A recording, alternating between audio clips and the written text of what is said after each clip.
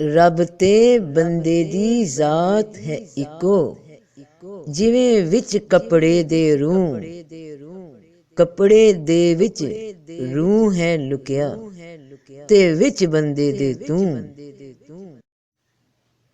لا یعنی نفی، نفی سے مراد طاقت، عزت، حالت اور اظہار۔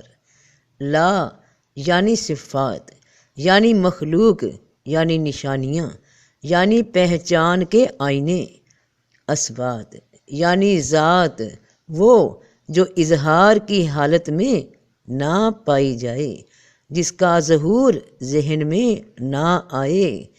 لا ہونے کے ساتھ اور ظاہری ہستی ہے، اور اثبات نہ ہونے کے ساتھ اور باطنی ہستی ہے۔ نفی یعنی لا صفت ہے اور اثبات ذات ہے، واحد ہے، احد ہے، اور جب ذات کی پہچان کے لیے، اثبات کی پہچان کے لیے لا یعنی نفی یعنی مخلوق یعنی صفات جڑے تو واقعات کا ظہور ہوتا ہے۔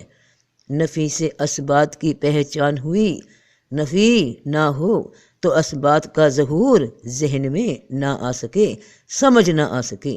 نہ وہ صفت ہی صفت محض ہے، نہ وہ صفت ہی صفت ہے، نہ وہ ذات ہی ذات ہے، بلکہ ذاتیت کے وصف کے ساتھ بھی ہے۔ ذات ذاتیت سے علیحدہ نہیں ہو سکتی، یعنی ذات کو چھوڑ کر صرف صفات پہ ہی قناعت اختیار نہیں ہو سکتی، کیونکہ اگر وہ ذات ہے، اثبات ہے، تو ذاتیت کی صفات اس سے جدا کب ہو سکتی ہیں؟ اور اگر صرف صفات پہ ہی نگاہ رہے تب بھی ظاہر ہے کہ صفت ذات کے بنا ہو نہیں سکتی، جیسے روحانیت روح سے جدا ہو نہیں سکتی، جیسے کہ جسمانیت ہمیشہ جسم کے تابع رہے۔ لا اس کے صفات ہیں، مخلوق ہیں اور ذات کا ظہور ہیں، اور اثبات واحد اس کی ذات ہے۔ جو اسے لا سے پہچانتے ہیں ان کا پھل کچھ اور ہے، اور جو اسے اثبات سے پہچانتے ہیں ان کا پھل کچھ اور ہے۔ لا یعنی نفی، نفی یعنی صفت، صفت یعنی ذات کی نشانیوں سے پہچاننے والے لوگ جو سفر صفات میں جاری رکھیں۔ اثبات یعنی ذات کی ذاتیت سے پہچاننے والے، یعنی وہ لوگ جو سفر قرب میں جاری رکھیں۔ ہونا اثبات ہے، نہ ہونا نفی ہے، لا ہے۔ اثبات ہستی مطلق ہے اور لا وہ ہے، نفی وہ ہے جس کی ہستی اثبات کے ماتحت ہو۔ جیسے کہ جسمانیت ہمیشہ جسم کے تابع رہے، زور ہمیشہ زور والے کے ماتحت رہے۔ نفی اور اثبات دونوں کی سمجھ رہے کہ دونوں ہی ملا کر ان سے کام لیا جاتا ہے۔ لا یعنی نفی صفت ہے اور اثبات ذات ہے۔ لا یعنی نفی اور اثبات میں یہ فرق ہے۔ صفت اس واسطے نفی ہے، لا ہے کیونکہ اس کی اپنی کوئی آزاد ہستی نہیں ہے، کیونکہ وہ اثبات کے تابع ہیں، اور اثبات کی اپنی خاص ہستی ہے، وہ کسی کے تابع نہیں۔ اس بات کو اگر بہت لطیف انداز میں سمجھنے کی جسارت کی جائے تو جو بات سامنے آتی ہے وہ یہ کہ کہنے کی حد تک یہ جدا جدا ہیں اور ظاہری نظر سے جدا جدا نظر بھی آتے ہیں، جیسے کہ سورج اور سورج کی روشنی۔ سورج کی روشنی ہستی سورج کے ماتحت ہے، سورج روشنی کے ماتحت نہیں، اور سورج اور اس کی روشنی ایک دوجے سے جدا بھی نہیں۔ تو مثال کے طور پر سورج ذات ہے اور صفت اس کی روشنی ہے، اور سورج کو پہچاننے کے لیے اس کی صفت تعارف بنی، اور صفت ذات کی نفی ہے، اس کے تحت ہے۔ جب باطنی نگاہ سے اس کو پا لیا، سمجھ لیا، تو صفت کو چھوڑ دیا اور ذات سے لو لگا لی۔ تعلق پھر اس سے جوڑنے کی کوشش کرنا قرب والوں کی منزل ہوئی کہ علم ہمیشہ عالم کے ماتحت رہتا ہے، سبب ہمیشہ مسبب کے ماتحت ہے، لا ہمیشہ اسبات کے ماتحت ہے۔ اور رب نے انسان کو یہ خوبی دی کہ وہ پہچان کر سکتا ہے، لا سے یعنی نفی سے اسبات کی جانب سفر کر سکتا ہے، مگر پہلے نفی کرنا ہوگی ہر شے کی، اور اپنی ذات کی بھی، تو اسبات کی حقیقت میں داخل ہو سکتا ہے، مگر اس سفر کا آغاز نفی سے ہی، صفت سے ہی شروع ہوتا ہے۔ کیفیت کی پہچان صفت کی پہچان سے شروع ہو کر ذات کی پہچان میں داخل ہوتی ہے، اور یہی مقام بقا کہلاتا ہے۔ بات ان کی ہی بنتی ہے جو نفی یعنی لا اور اسبات کی کیفیت کو سمجھ کر ہی سفر شروع کریں۔ روح باہر بھی ہے، روح اندر بھی ہے۔ پہلے لا یعنی صفت یعنی باہر کی روح یعنی ظاہر کی صفات سے ہی کام پڑتا ہے، اور ان کی مدد سے ہی باطن کی روح یعنی ذات کی سمجھ آ سکتی ہے۔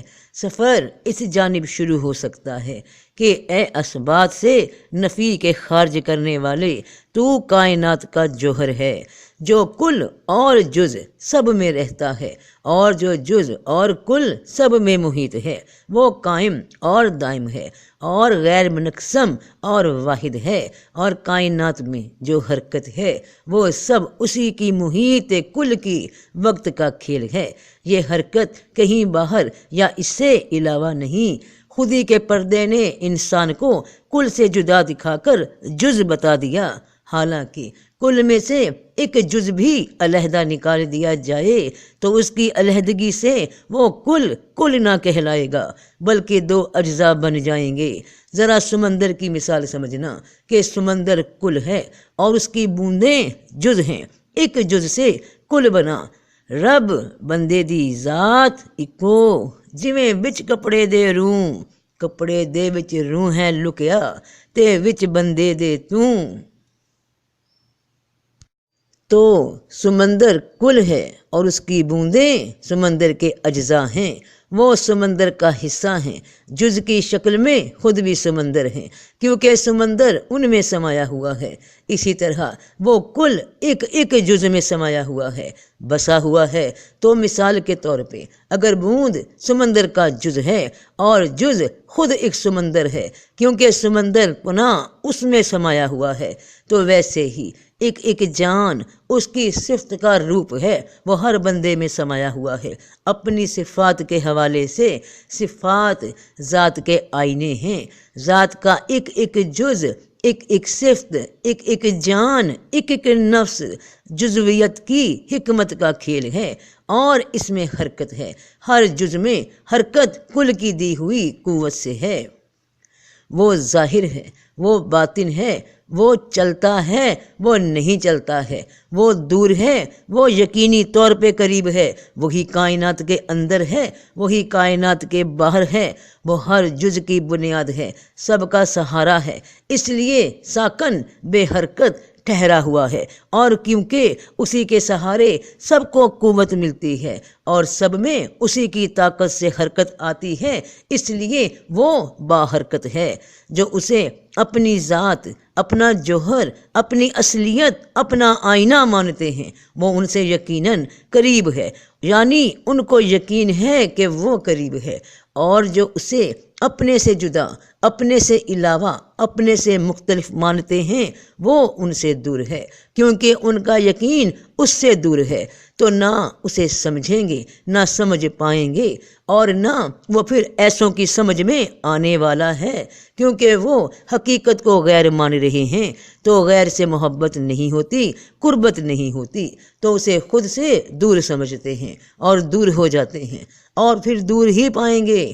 رب کہتا ہے کہ جیسا تم میرے بارے میں گمان رکھتے ہو، میں ویسا ہی ہوں۔ گمان تمہارا یقین ہے، اور یقین آئینہ ہے، اور آئینہ جو شے دکھاتا ہے، انسان اسی کو حق مانتا ہے، اس کو صرف قرب والے پا سکتے ہیں، کیونکہ وہ اسے اپنی ذات سمجھتے ہیں، اپنی جان سمجھتے ہیں، اس سے محبت کرتے ہیں، اور یہ قرب تفرقے مٹا دیتا ہے، اور یہ قرب تفرقے مٹا دیتا ہے، وہ ان کے من میں بستا ہے۔ تو سب کا بھلا، سب کی خیر، جیتے رہو بہن بھائیوں، بیٹے بیٹیوں، فی امان اللہ۔